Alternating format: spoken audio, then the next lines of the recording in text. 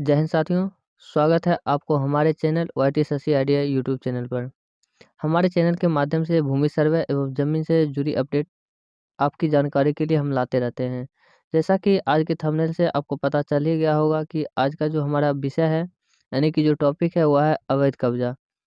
तो सबसे पहले हम आपको बता दें कि अवैध कब्जा किसी व्यक्ति या संगठन द्वारा किसी अन्य व्यक्ति की ज़मीन या संपत्ति का अधिकार अवैध रूप से अपनी ज़मीन के हिस्से में जमा करना होता है। जो या ऐसा व्यक्ति होता है जो किसी अन्य व्यक्ति का ज़मीन क्या करता है, ज़बरदस्ती हड़प लेता है।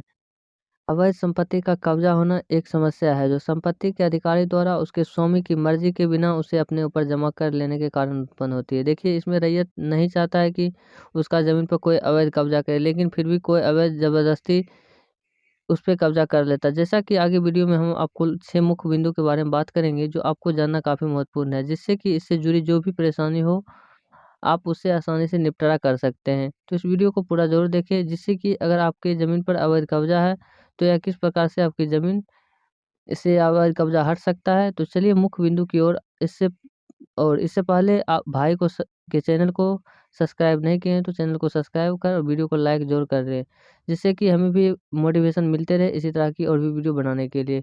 तो चलिए, तो पहला मुख्य बिंदु यह है कि व्यक्ति द्वारा कमज़ोर व्यक्ति के ज़मीन पर ज़बरदस्ती दखल कब्ज़ा करने पश्चात उस पर अपना दावा करने की स्थिति में, देखिए कोई दबंग व्यक्ति और ज़बरदस्ती आपकी ज़मीन पर जो दखल कब्ज़ा करना चाहते हो, तो इस स्थिति में आप क्या कर सकते हैं? तो देखिए, वैध दावेदार के नाम खाता खुलेगा। जो इस बार सर्वे चल रहा है उसमें जो वैध दावेदार है, जो इसका मूल रैयत है, उसके नाम से खाता खुलेगा, परंतु कैफ़ियत कॉलम में कब्ज़ाधारी का नाम रहेगा। जो कैफ़ियत कॉलम है उसमें क्या जो कब्ज़ा उस पे क्या अवैध कब्ज़ा उसका नाम रहने वाला है। अब बात करते हैं, इसका जो सेकंड पॉइंट है वो लिखा हुआ है कि दबंग व्यक्ति द्वारा अपने जमीन की सीमावर्ती दूसरे व्यक्ति के जमीन के पार्ट भाग को दखल कर अपना दावा करने की स्थिति में, कोई ऐसा दबंग व्यक्ति है जो क्या क्या अपने जमीन की जो सीमावर्ती है उसके जमीन पर क्या क्या दखल कब्जा कर लिया। तो देखिए, इसमें वैध दावेदार के नाम से खाता खुलेगा, परंतु कैफियत कॉलम में कब्जाधारी का ही नाम रहेगा। जो इस पे अवैध कब्जा क्या उसमें अवैध कब्जाधारी का ही नाम रहेगा, लेकिन वैध दावेदार के नाम से खाता खुलने वाली है। तो नेक्स्ट है, अधिक खतियान में किसी अन्य विशेष व्यक्ति का नाम हो और स्थल पर उसकी वंशावली से भिन्न व्यक्ति का कब्जा हो। देखिए, नाम किसी और का है लेकिन और वंशावली से वह भिन्न व्यक्ति है, किंतु कब्जाधारी के पास हस्तांतरण का कोई साक्ष्य नहीं है। जो कब्जा किया है उसके पास कोई इस तरह का जो डॉक्यूमेंट नहीं है कि यह जमीन इसको हस्तांतरण किया गया है। तो ऐसी स्थिति में उक्त भूमि का खाता किसके नाम से खुलेगा? तो देखिए, यह प्रश्न तो इसमें यह होता है कि यदि भूमि रैयती खाते की है, तो प्रश्नानुसार खातियानी रैयत के वंशजों के नाम खाता खुलेगा। जो उसमें वंशज रैयती के हैं, उन्हीं के नाम से यह खाता खुलेगा और कैफियत कॉलम में दखलकार का नाम अंकित रहेगा। जो कैफियत कॉलम होता है उसमें दखलकार का नाम अंकित रहने वाला है। अब हम बात करते हैं नेक्स्ट पॉइंट की, अगर कोई रैयत के पास 5 डिसमिल का कागजात है, कोई रैयत है उसके पास 5 डिसमिल का कागजात है, लेकिन कब्जा 10 डिसमिल पर है, उन्होंने 10 डिसमिल 5 डिसमिल कब्जा कर लिया है। किसी रैयत के द्वारा उक्त भूमि पर आपत्ति दाखिल नहीं किया जाता है, तो 10 डिसमिल का खाता किस रैयत के नाम से खोला जाएगा? देखिए, यह मामला जो है काफ़ी ज़मीन पर जांच होगी, चौहद्दी के आधार पर करेंगे। अगर प्लॉट 10 डिसमिल पर बना है, तो प्रस्तुत किए गए प्रमाण के आलोक में अमीन से मौपी प्रतिवेदन की मांग करेंगे। जो उसमें प्रतिवेदन दिए, अमीन से मौपी प्रतिवेदन की मांग करेंगे, जिसमें चौहद्दी का विवरण स्पष्ट रहना चाहिए। बचे 5 डिसमिल जमीन पर अलग सरजमीन है, तो अलग प्लॉट बनाकर राजस्व प्रमाण की मांग करेंगे। अगर रैयत द्वारा कोई प्रमाण प्रस्तुत नहीं किया जाता है, तो यह खाता बिहार सरकार के नाम से प्रविष्ट करेंगे। जो इस प्रकार की तब होगी, जो 5 डिसमिल बच रहा है वह किसके नाम से, बिहार सरकार के नाम से यह खाता खोलने वाली है।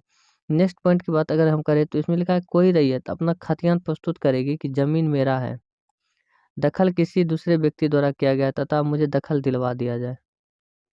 कोई ऐसा व्यक्ति है जो कह रहा है कि यह ज़मीन मेरा है, लेकिन दखल कोई और व्यक्ति किया है, तो यह ज़मीन मुझे चाहिए। तो इस स्थिति में क्या होने वाला है?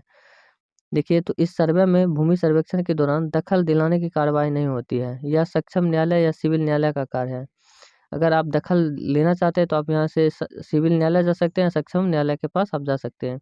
खाता रैयत द्वारा प्रस्तुत कागजात के आधार पर विविध विधिवत खोलने की कार्रवाई होगी। जो खाता खोलने का कार्य होगा यह विधिवत होगा और कैफियत कॉलम में दखलकार का नाम रहे, जो उसमें दखल क्या है उसी का नाम कैफियत कॉलम में रहने वाला है। नेक्स्ट पॉइंट की बात करें तो किसी रैयती भूमि पर किसी विशेष व्यक्ति विशेष द्वारा भूमि के अंश भाग पर हनुमान जी की मूर्ति स्थापित कर दिया गया है एवं रैयत द्वारा न्यायालय में बात दायर कर दिया गया है, तो यह खाता खुलेगा या नहीं।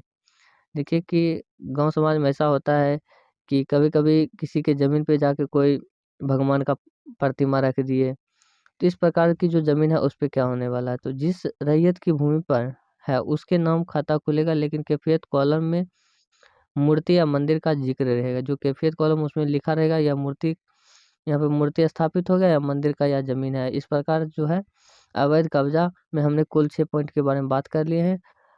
तो वीडियो अगर अच्छा लगे तो चैनल को भी सब्सक्राइब करें, साथ ही अन्य दोस्तों के साथ शेयर भी करें, जिससे कि दूसरे को भी इसी तरह की हेल्पफुल जानकारी मिलते रहे। तो चलिए मिलते हैं नेक्स्ट वीडियो में नेक्स्ट टॉपिक के साथ, तब तक के लिए बने रहे हमारे यूट्यूब चैनल के साथ।